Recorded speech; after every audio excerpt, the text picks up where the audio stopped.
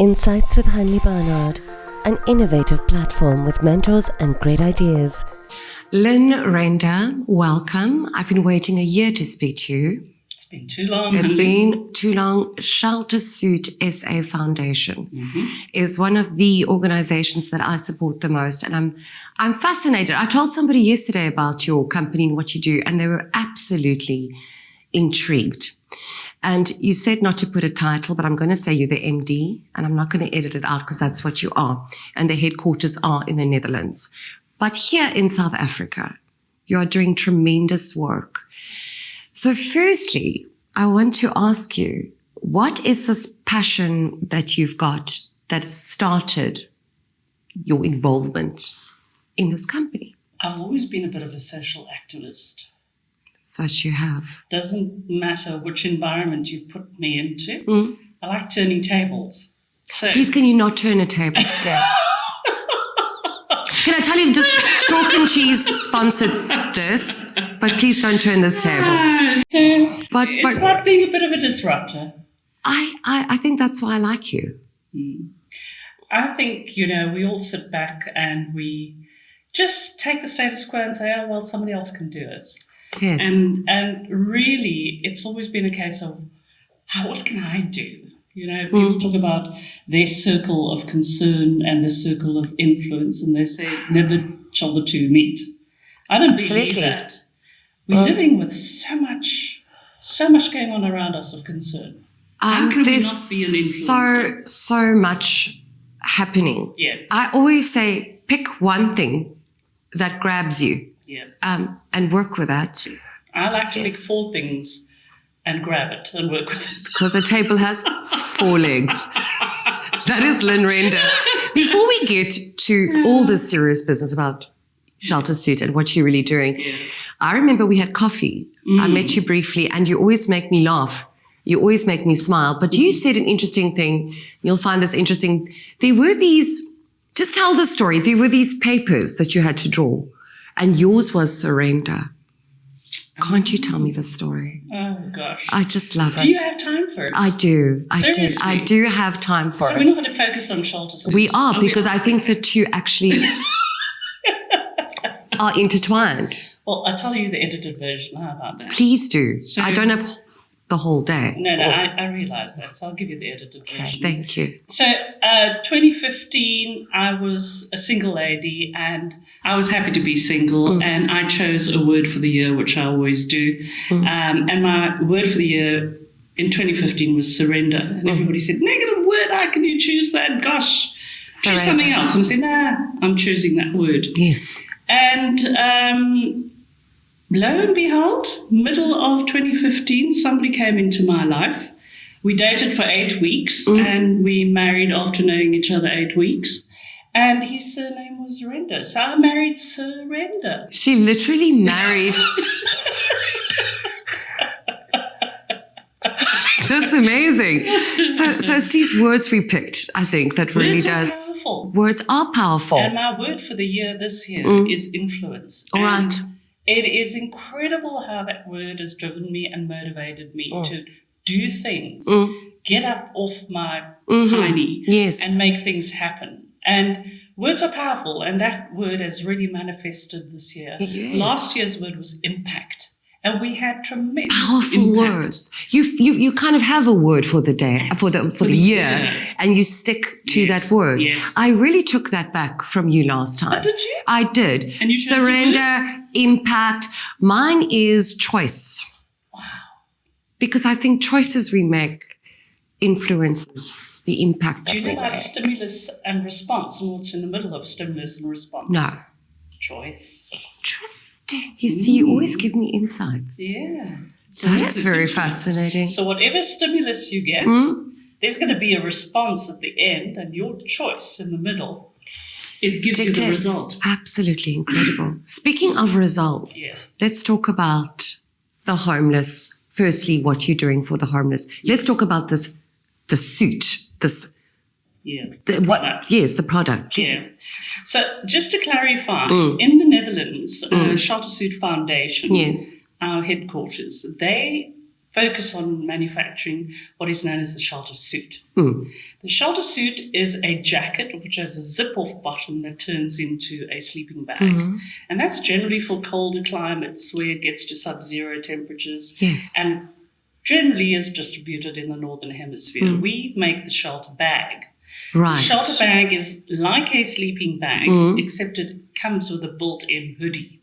So Amazing. it has a pillow inside of the hoodie, and it has a mattress inside of the base of This is all in the shelter bag. All in the shelter bag, okay.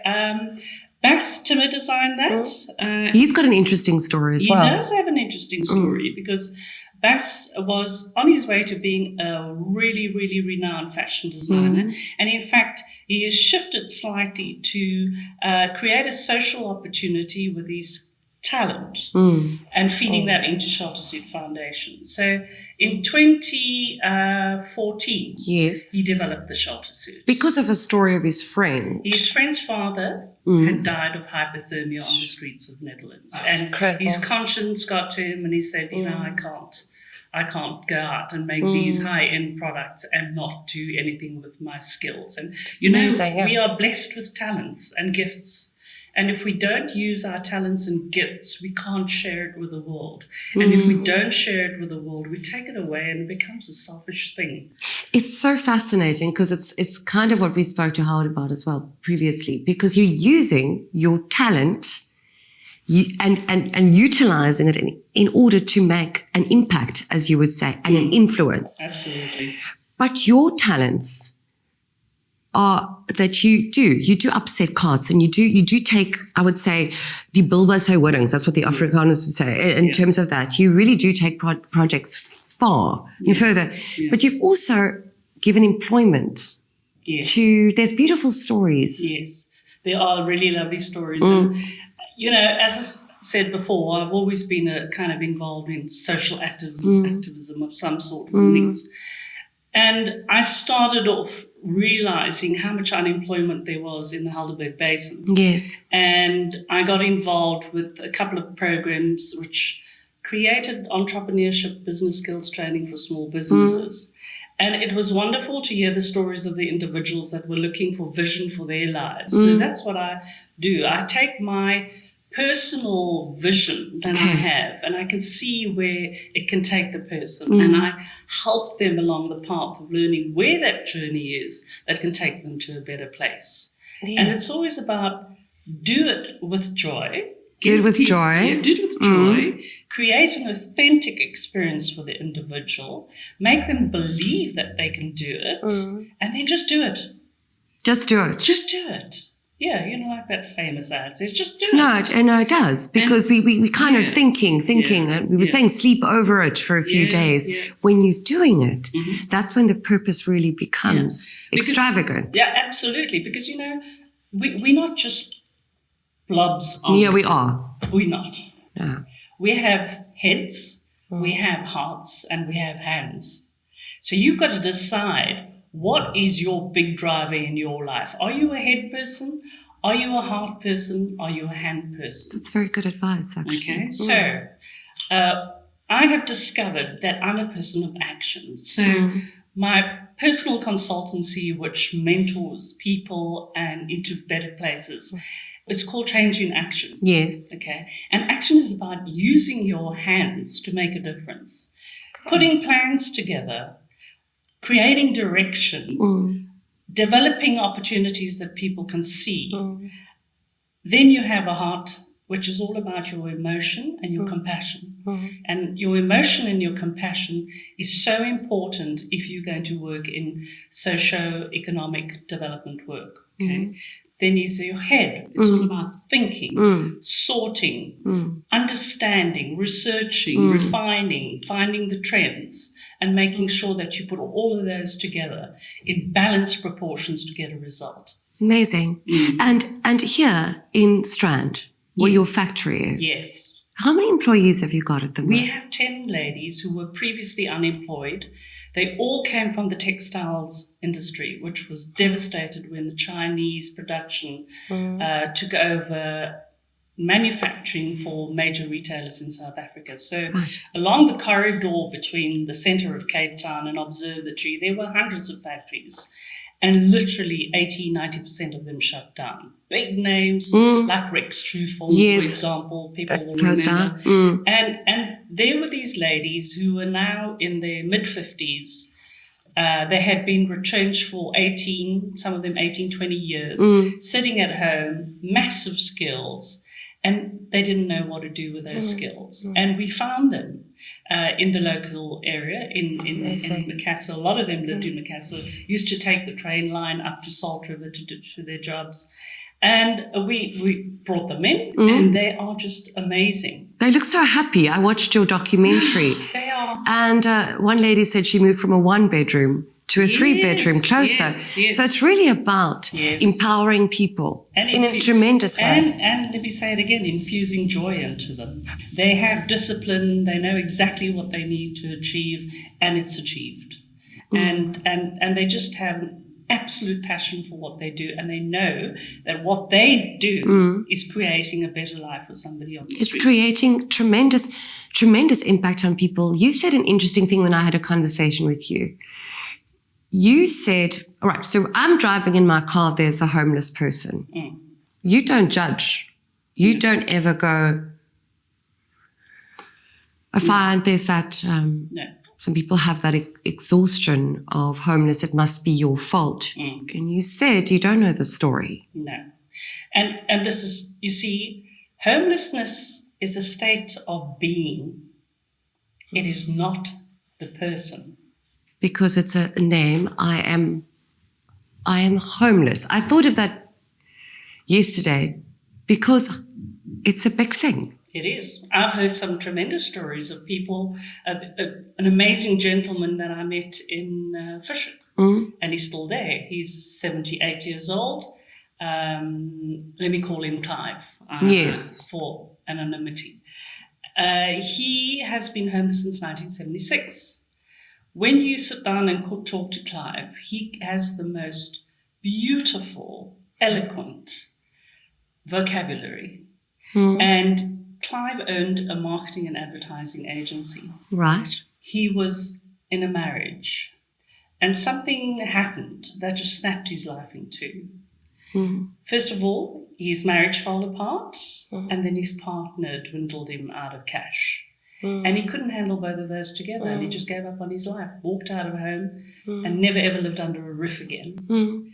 And here's this person with tremendous potential who has been lost to society because it is a mental aberration.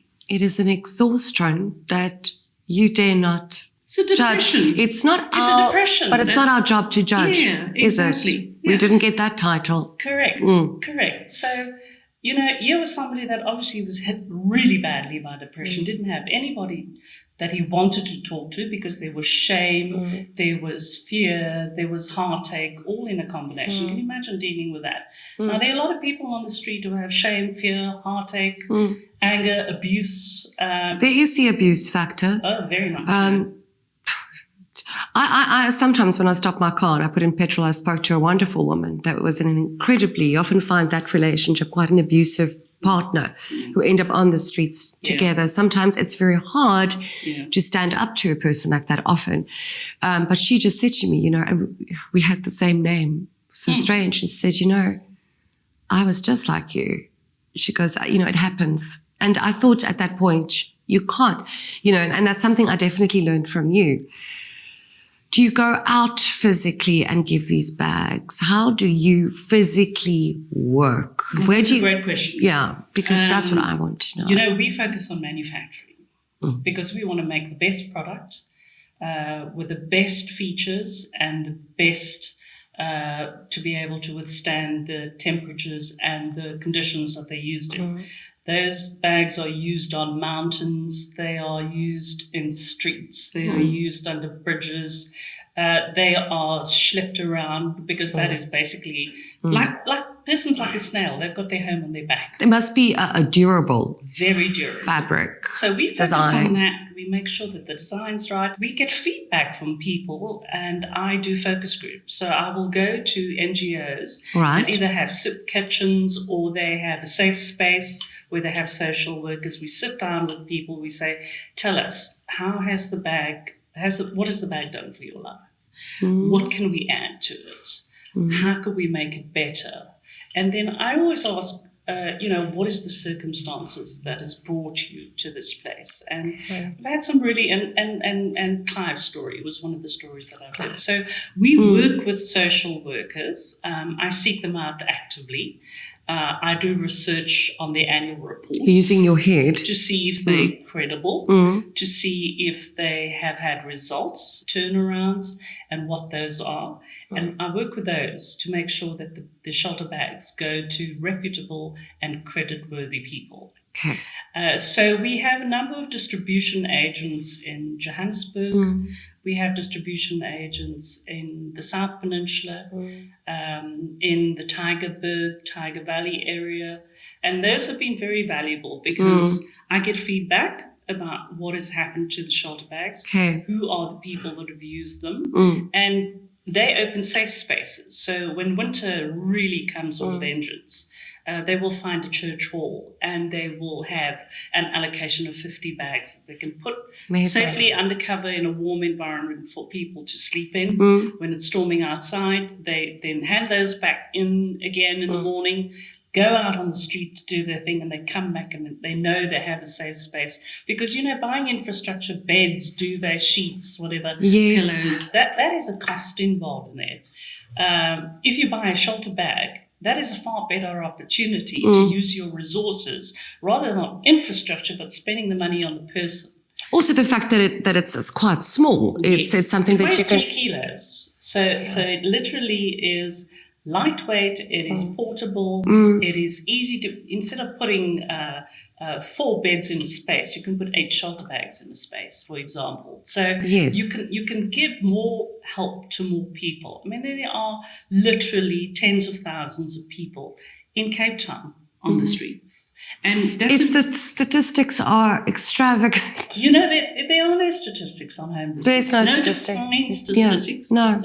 but there are agencies working on trying to enumerate those figures because the official figures are around 14,000 homeless people in Cape Town. That's way under. I think that's a bit under for what we. If you think how many homeless people do you see every day, just driving. And since COVID, let's go to that. That has driven people into very different economic brackets from where they were before. They've lost their jobs, they've lost their families, they've lost their independence, and a lot of those people have become homeless. There's a very, very well-known gentleman who writes a column in the Argus newspaper called Carlos Mosquito, who is a fabulous ambassador for homeless people because he was a successful musician. He's a qualified, he's got a degree in social sciences, and he was homeless for many years, and he's done tremendous work to try and create awareness around the plight of people who are living in the state of homelessness. It is Notice I didn't say homeless people. No, you didn't. The plight of people living in a state of homelessness. And we need to change the plight of people living in a state of homelessness, and even I need to change that. We need to change our language because we do not define people by who we see them as with rose-tinted glasses. It's true because you don't go, this is this kind of person. They were called squatters, remember? Yes, I remember. Yeah, very derogatory term. So how would an ordinary person like somebody to call them a derogatory term? Exactly. Yeah. If you're large, you wouldn't want to be called fat. So why would you call somebody homeless? That is true. Yeah. Thank you, Lyn Render. And Sheltersuit SA, the foundation, has also not only assisted, how has it assisted people in Ukraine? How has it assisted people abroad, this foundation at large? Well, as we said before, the state of the world is really needing us to change from being a circus to being a parade.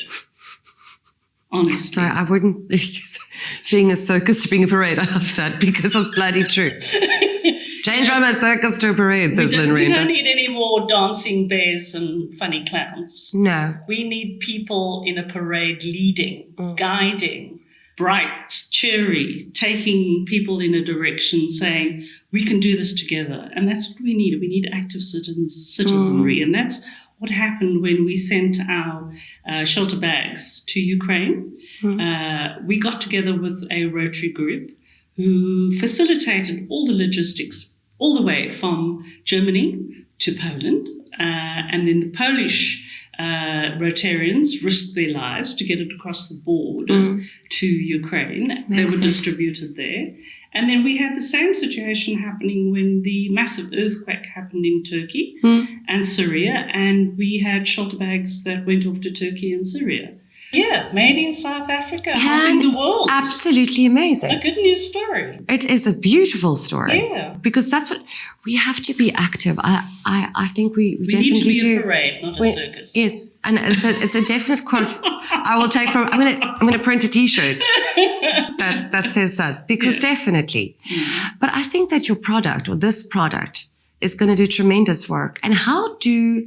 All right, that's our question, because we always get these people want money, and then you go, where's the money going? Where is the money? If organizations give you money, you're very transparent about this. Completely. I mean, in that documentary that you saw, we have very stringent financial controls. And the sad thing is that most NGOs don't. They are not accounted for. They are not credible because they don't have transparent bookkeeping processes. Well, you do give money and you don't always know where it's going. Where it's going. So 85% of every donation that we get goes into purely the manufacturing of the shelter bag. 85%. 85%. The balance is things that we have to pay for.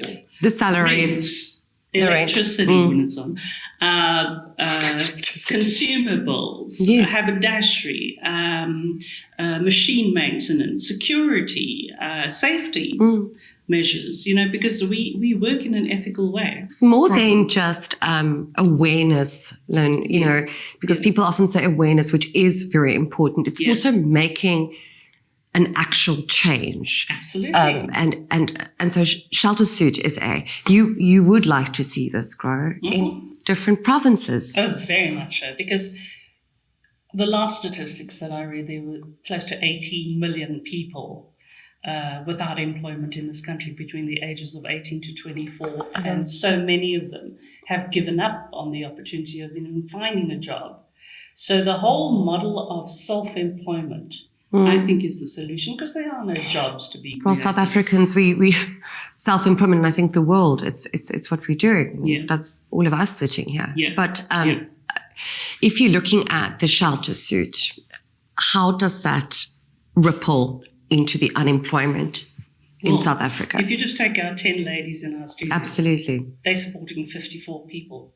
So that ripples out. Absolutely. So if let's say we can create 10 more Sheltersuit units around South Africa, and believe it or not, I would do anything to get something into the Eastern Cape, because when I drive through the Eastern Cape and go to places like the Hole in the Wall, and I see the poverty there, I see the children on the streets that aren't even going to school, it's because the women aren't empowered.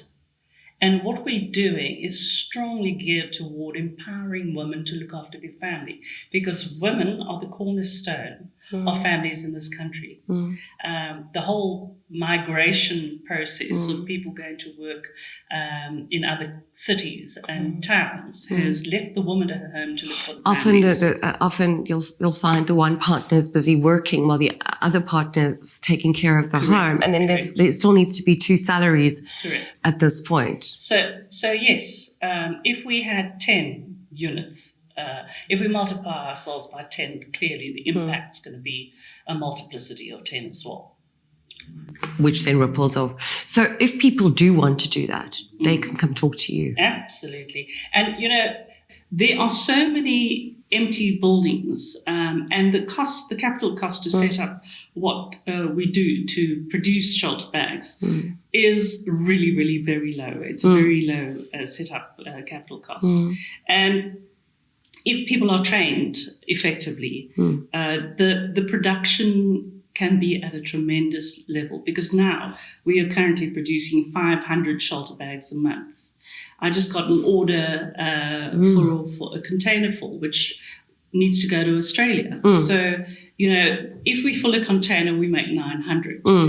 Instead of taking 4 weeks to make that 900, if we had 10, we could send the container almost immediately, because it takes 6 to 8 weeks to send a ship across the ocean. Yes. And by the time you send a container to Australia, it may be too late. You may miss out on winter. Or you may miss out on minus 15 degrees in a current country in the Northern Hemisphere. So there's a need, there's a product.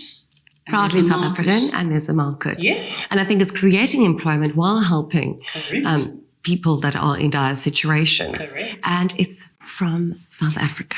And we have a beautiful South African, made in South I African saw the label logo on the inside of every shelter bag, and it's beautifully created with a love letter, which tells every recipient getting it that is a product made with love, given with love, because it's given to a person living without a home, free of charge.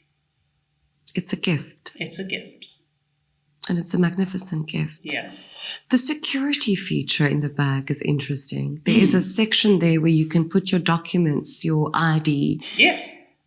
As There are well. actually 2 security features. Tell me about them. We were kind of thinking, how can we make this trackable? Because believe it or not, people have died on this living on the street. And we want to know about that person. So whoever is distributing the bag, there's a little SKU number, stop keeping unit number. Right. And it's got the number, the month it was manufactured, and production studio name, which is our production studio in Australia.